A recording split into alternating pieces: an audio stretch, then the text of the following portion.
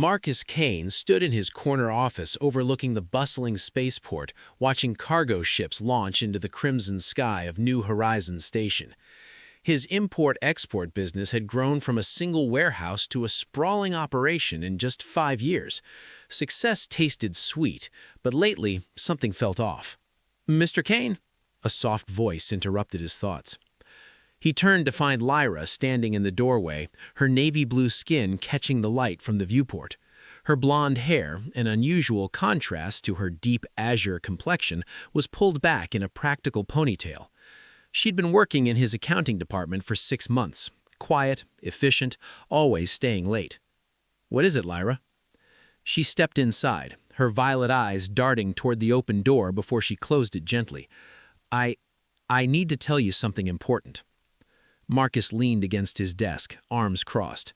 "I'm listening." "Someone's stealing from you." The words came out barely above a whisper, but they hit him like a physical blow. He laughed, but it sounded hollow even to his own ears. "That's quite an accusation. Do you have proof?" Her shoulders tensed, her skin darkening slightly, a Valian stress response he'd learned about. "Not yet, but the patterns are there. Shipments logged but never arriving, payments processed to vendors that don't exist. It's cleverly hidden, spread across dozens of transactions." "Why come to me without proof? Why not take it to department heads first?" Her eyes met his with startling intensity. "Because I don't know who to trust. Whoever's doing this has access to multiple systems. It could be anyone in management." Marcus studied her face, searching for deception. He'd built his empire on reading people, on knowing when someone was playing him, but Lyra's expression showed only genuine concern and something else. Fear, maybe, or determination. "I'll look into it," he said finally, his tone dismissive. "Thank you for bringing this to my attention." Disappointment flickered across her features. "Mr. Kane, that will be all, Lyra."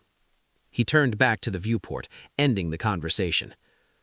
He heard her leave, the door closing with a soft click.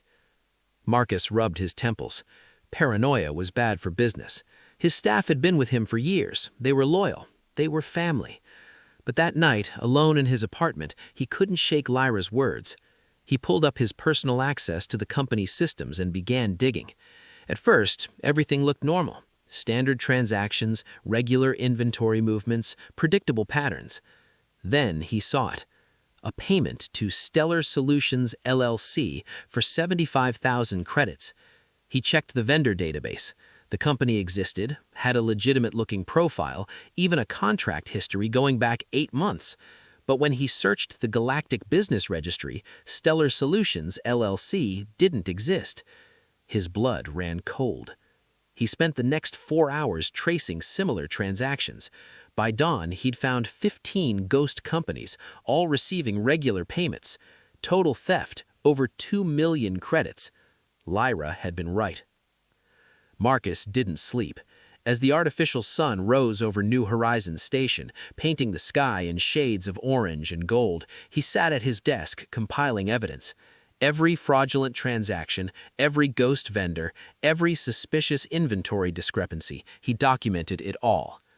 At 8 o'clock sharp, he called an emergency all-staff meeting. His employees filed into the main warehouse, confusion evident on human and alien faces alike. His CFO, David Chen, approached with a concerned expression. "Marcus, what's this about?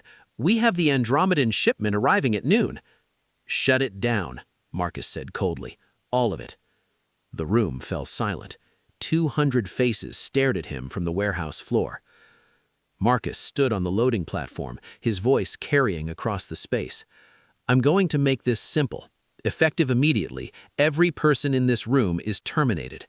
Your access badges will be deactivated within the hour. Security will escort you to collect your personal belongings." Chaos erupted. Voices rose in protest, shock, anger. "You can't do this," someone shouted. "We have contracts," yelled another. David pushed through the crowd. "Marcus, have you lost your mind? We have operations across 6 systems." "Someone has been stealing from this company," Marcus announced, his voice cutting through the noise. "Millions, dozens of fraudulent transactions, and since I can't determine who's responsible, everyone goes." He watched their faces, some genuinely shocked, others calculating, a few showing the telltale signs of guilt. He didn't know who the thieves were, but they were in this room. "Final paychecks will be processed according to your contracts. Anyone who wants to lawyer up, go ahead. I have evidence of massive fraud, and I'll burn this company to the ground before I let thieves destroy what I built." The crowd began to disperse, some angry, some crying, most simply stunned. Security teams moved in to manage the exodus. Marcus scanned the warehouse floor until he found her, Lyra, standing apart from the others, her navy blue skin pale with shock. He caught her eye and gestured toward his office. She navigated through the chaos, her blonde hair coming loose from her ponytail. When she entered his office, he closed the door behind her. "You were right," he said simply. Lyra's violet eyes widened. "Did you find proof?" "Over 2 million in theft, maybe more." He pulled up the files on his desk display. Ghost companies, phantom shipments, creative accounting. Whoever did this was sophisticated. She moved closer, studying the data. This close, he caught her scent, something like rain and electricity, distinctly Valiant. "It's worse than I thought. These transactions go back almost 2 years. "I need your help," he said, the words surprising him even as he spoke them. "You're the only person I can trust. Everyone else is gone, and I need to rebuild from the ground up while investigating this mess." Lyra turned to face him, and he was struck how close they were standing. "You're trusting me based on one conversation?" "I didn't know who to trust. You had nothing to gain by warning me. If you were involved, you would have kept quiet." He paused. "Will you help me?" She held his gaze for a long moment, something unreadable flickering in those violet depths. Then she nodded. "Yes, I'll help you." The next 2 weeks were brutal. Marcus and Lyra worked 16-hour days in the empty office building, surrounded by financial records and shipping manifests. The silence was eerie after years of bustling activity. "Here," Lyra said one evening, pointing to a pattern in the data. "These shipments to Outpost 7, they're logged as delivered, but look at the fuel consumption records for the transport vessels. The ships never traveled far enough to reach Outpost 7. Marcus leaned over her shoulder, studying the screen.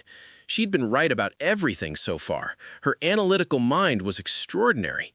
So where did the cargo actually go? "I traced the ship IDs. They're real vessels, but—" She pulled up another file. "They're owned by a subsidiary company, and that subsidiary is owned by—" David Chen. Marcus felt his jaw tighten. His CFO, his friend of 10 years. That son of a bitch.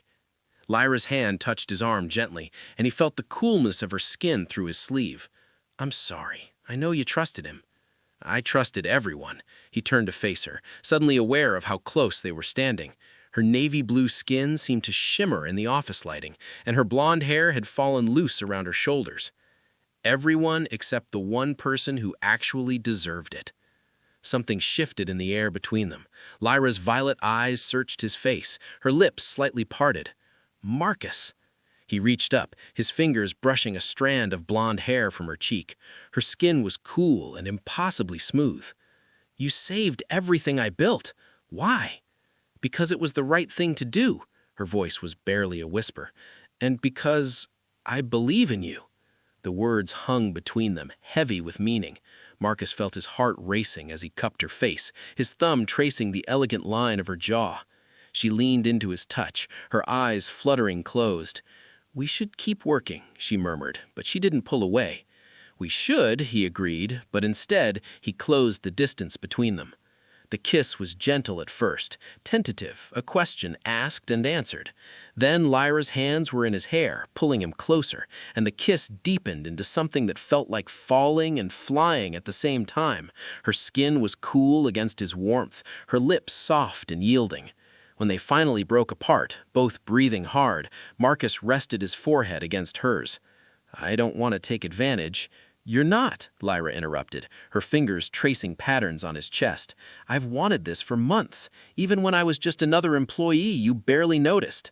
"I notice you now. He pulled her close, breathing in her rain and electricity scent. God, I notice everything about you. They stood like that for a long moment, holding each other in the empty office. Outside the windows, ships continued their eternal dance across the stars, but inside, something new was beginning. "We still have work to do," Lyra finally said, though she made no move to leave his arms. "Tomorrow," Marcus decided. "Tonight, let me take you to dinner. A real dinner, not takeout at our desks."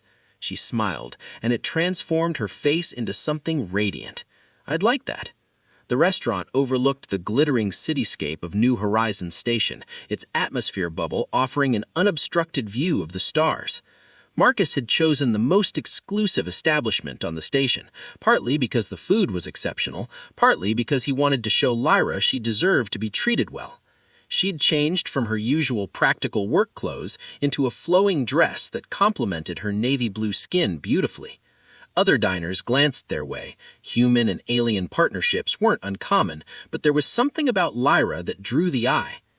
"Tell me something I don't know about you," Marcus asked over glasses of Centaurian wine. Lyra smiled, her violet eyes reflecting the starlight. "I came to New Horizons Station with nothing. I had degrees in accounting and business analysis from the Valian Institute, but no one would hire me.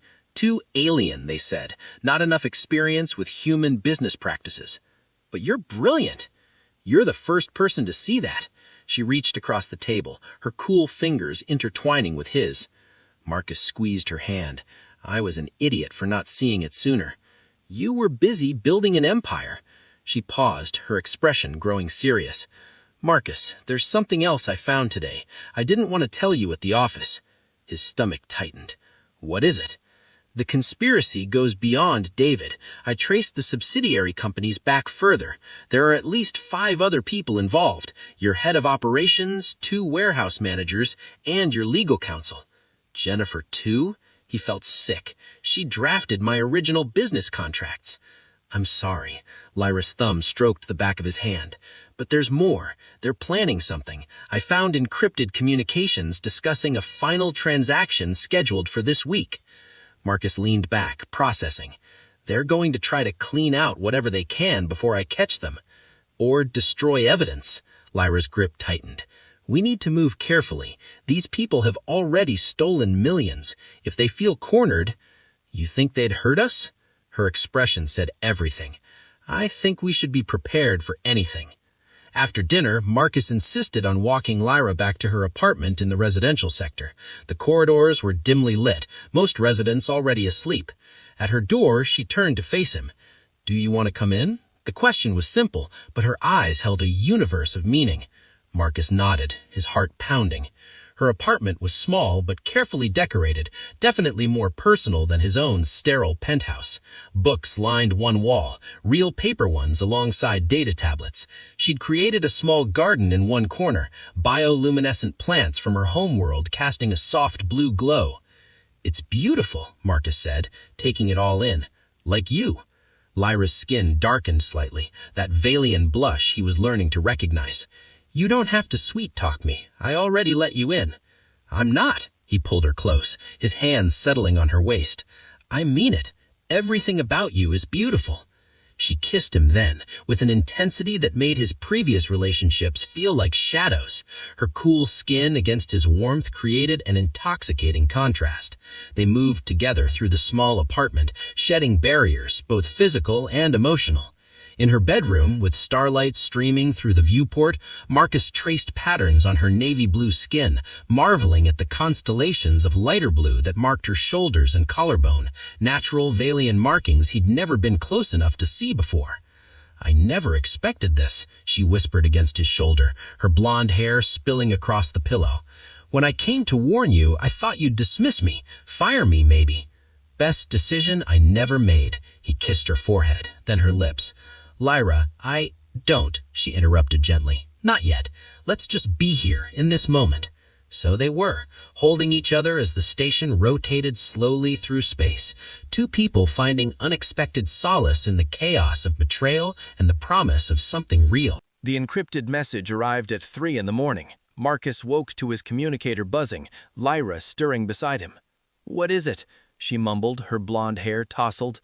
He checked the screen, his blood running cold. "It's from David. He wants to meet. Says he'll explain everything and return the money."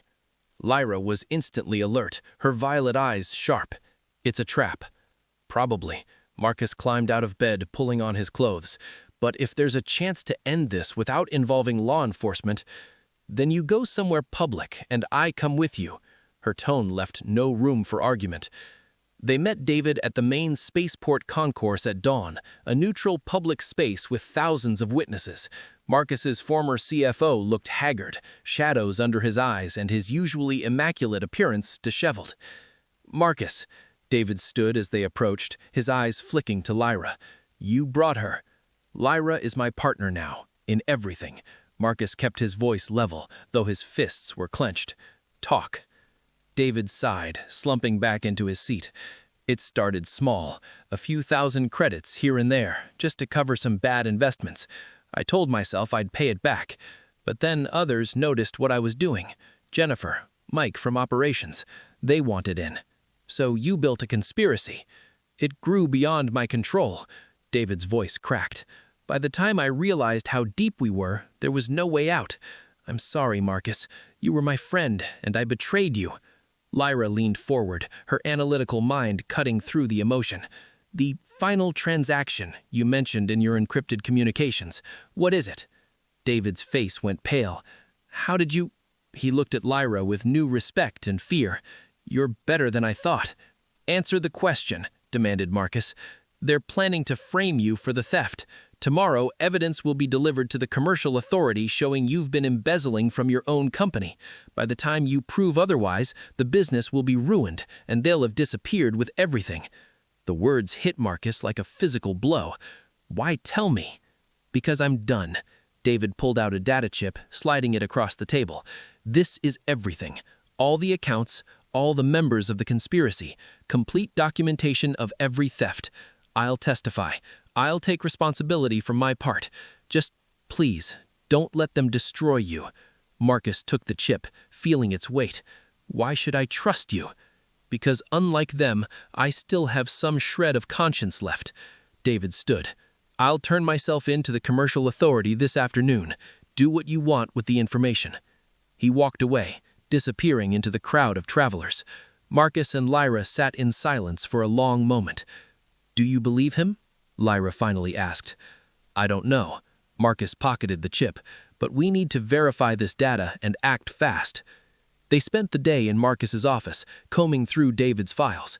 It was all there, more comprehensive than anything they'd found on their own.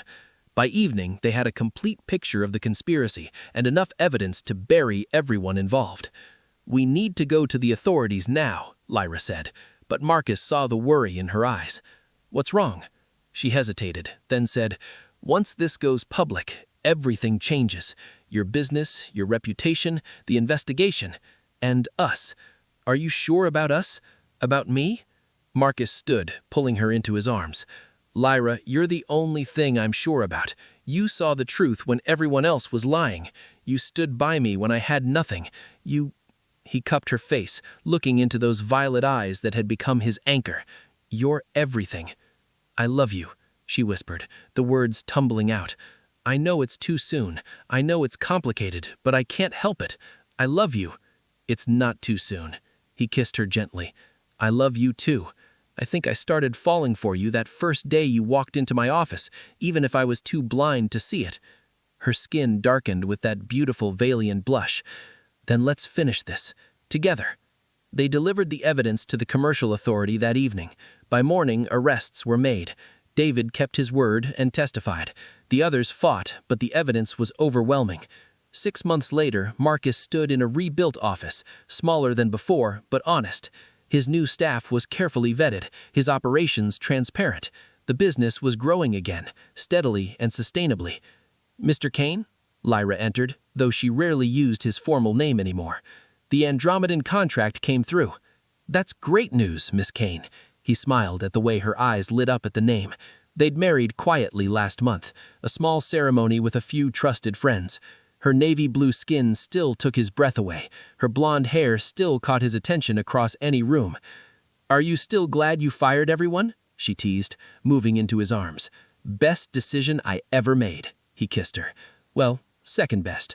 The best was trusting the alien girl who told me the truth. Someone had to, Lyra said, smiling against his lips. Someone had to see you for who you really are. Outside the viewport, ships continued their eternal dance across the stars, and inside, two people who'd found each other in the midst of betrayal held tight to the trust and love they'd built from a simple warning that changed everything. The end.